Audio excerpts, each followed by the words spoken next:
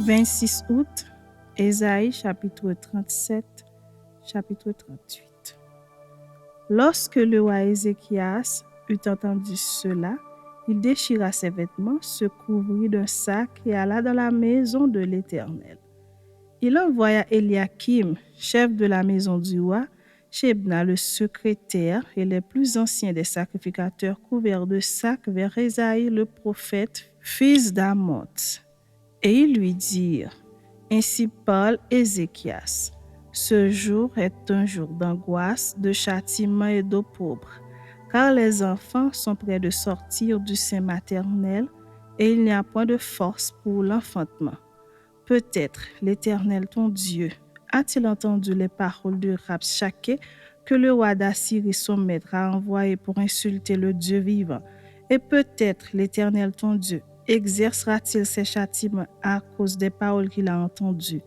Fais donc monter une prière pour le reste qui subsiste encore. Les serviteurs du roi Ézéchias allèrent donc auprès d'Ésaïe. Et Ésaïe leur dit, « Voici ce que vous direz à votre maître. Ainsi parle l'Éternel.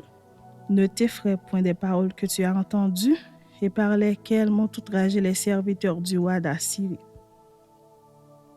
Je vais mettre en lui un esprit tel que, sur une nouvelle qu'il recevra, il retournera dans son pays, et je le ferai tomber par l'épée dans son pays. » Rabshakeh s'étant retiré, trouva le roi d'Assyrie qui attaquait Libna, car il avait appris son départ de Lakhis.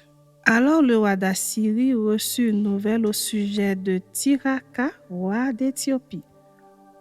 On lui dit, « Il s'est mis en marche pour te faire la guerre. » Dès qu'il eut entendu cela, il envoya des messagers à Ézéchias en disant, « Vous parlerez ainsi à Ézéchias, roi de Juda. Que ton Dieu, auquel tu te confies, ne t'abuse point en disant, « Jérusalem ne sera pas livrée entre les mains du roi d'Assyrie. » Voici, tu as appris ce qu'ont fait les rois d'Assyrie à tous les pays et comment ils les ont détruits. Et toi, tu serais délivré. Les dieux des nations que mes pères ont détruites, les ont-ils délivrés? Gozan, Charan, Retsef et les fils d'Éden qui sont à Télassar? Où sont le roi de Hamath, le roi d'Arpad et le roi de la ville de Sepharvaïm, d'Ena et d'Iva? Ézéchias prit la lettre de la main des messagers et la lut. Puis il monta à la maison de l'Éternel et la déploya devant l'Éternel, à qui il adressa cette prière. « Éternel des armées, Dieu d'Israël, assis sur les chérubins, c'est toi qui es le seul Dieu de tous les royaumes de la terre, c'est toi qui as fait les cieux et la terre. Éternel, incline ton oreille et écoute. Éternel, ouvre tes yeux et regarde. Entends toutes les paroles que Sanchérib a envoyées pour insulter au Dieu vivant. Il est vrai, ô Éternel, que les rois d'Assyrie ont ravagé tous les pays et leur propre pays, et qu'ils ont jeté leurs dieux dans le feu. Mais ce n'étaient point des dieux, c'étaient des ouvrages de main d'homme, du bois et de la pierre, et ils les ont anéantis. Maintenant, Éternel notre Dieu, délivre-nous de la main de Sanchérib, et que tous les royaumes de la terre sachent que toi seul es Dieu. » Alors Ésaïe, fils d'Amoz, s'envoya dire à Ézéchias, « Ainsi parle l'Éternel, le Dieu d'Israël. J'ai entendu la prière que tu m'as adressée au sujet de Sanchérib, roi d'Assyrie. Voici la parole que l'Éternel a prononcée contre lui.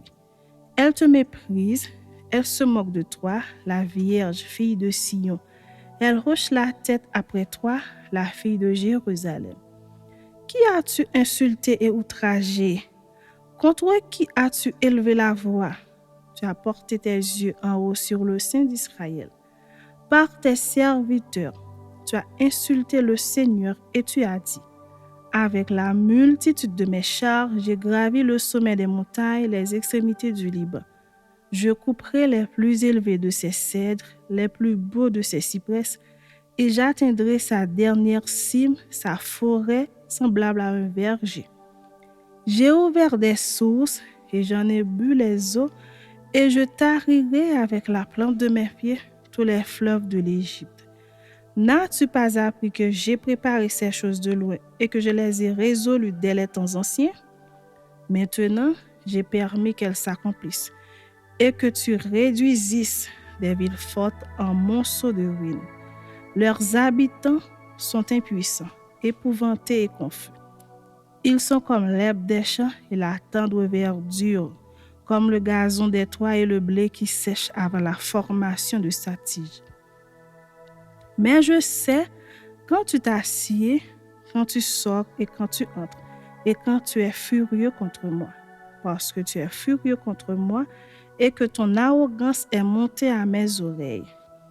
Je mettrai ma boucle à tes narines et mon mot entre tes lèvres, et je te ferai retourner par le chemin par lequel tu es venu. Que ceci soit un signe pour toi. On a mangé une année le produit du grain tombé et une seconde année ce qui croît de soi-même. Mais la troisième année, vous sèmerez, vous moissonnerez, vous planterez des vignes et vous en mangerez le fruit. Ce qui aura été sauvé de la moisson de Juda, ce qui sera resté poussera encore des racines par-dessous et portera du fruit par-dessus. Car de Jérusalem, il sortira un reste et de la montagne de Sion des réchappés. Voilà ce que fera le zèle de l'Éternel des armées. C'est pourquoi ainsi parle l'Éternel sur le roi d'Assyrie. Il n'entrera point dans cette ville, il n'y lancera point de trait, il ne lui présentera point de bouclier, et il n'élèvera point de retranchement contre elle. Il s'en retournera par le chemin par lequel il est venu, et il n'entrera point dans cette ville, dit l'Éternel. Je protégerai cette ville pour la sauver à cause de moi et à cause de David, mon serviteur.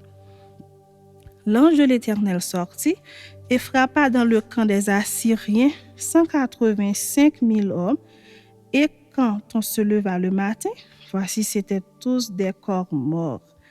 Alors Sanchérib, roi d'Assyrie, leva son camp, partit et s'en retourna, et il resta à Ninive.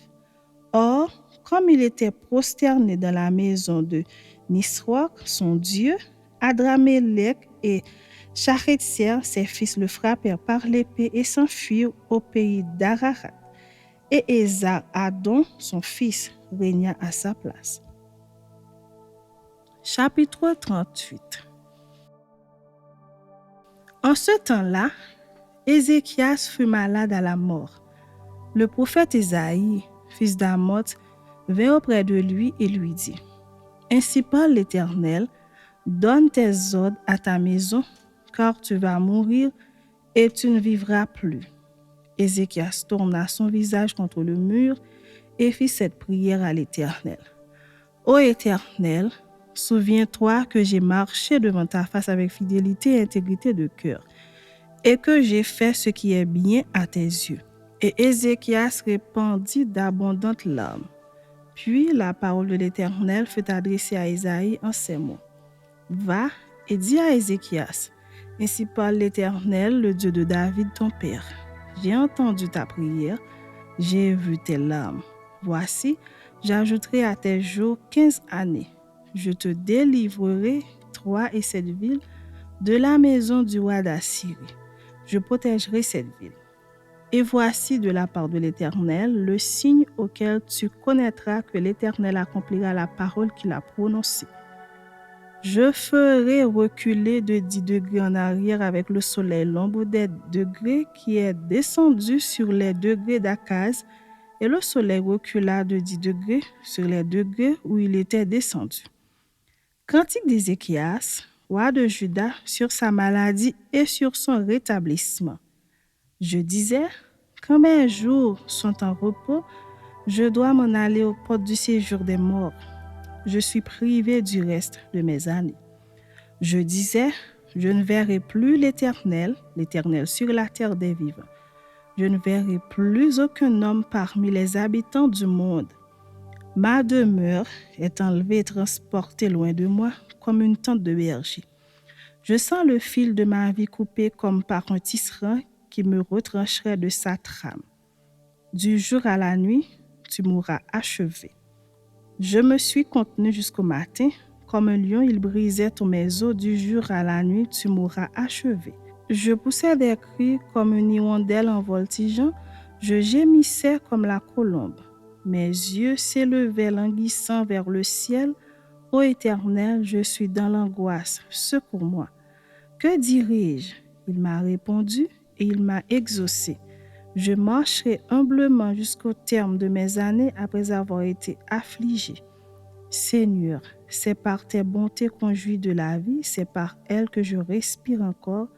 Tu me rétablis, tu me rends à la vie. Voici mes souffrances même sont devenues mon salut. Tu as pris plaisir à retirer mon âme de la fosse du néant, car tu as jeté derrière toi tous mes péchés. Ce n'est pas le séjour des morts qui te loue, ce n'est pas la mort qui te célèbre. Ceux qui sont descendus dans la fosse n'espèrent plus en ta fidélité. Le vivant, c'est celui-là qui te loue, comme moi aujourd'hui. Le Père fait connaître à ses enfants ta fidélité. L'Éternel m'a sauvé. Nous ferons résonner les cordes de nos instruments tous les jours de notre vie dans la maison de l'Éternel. Ésaïe avait dit qu'on apporte une masse de figues et qu'on les étend sur l'ulcère, et Ézéchias vivra. Et Ézéchias avait dit, à quel signe connaîtrai-je que je monterai à la maison de l'Éternel?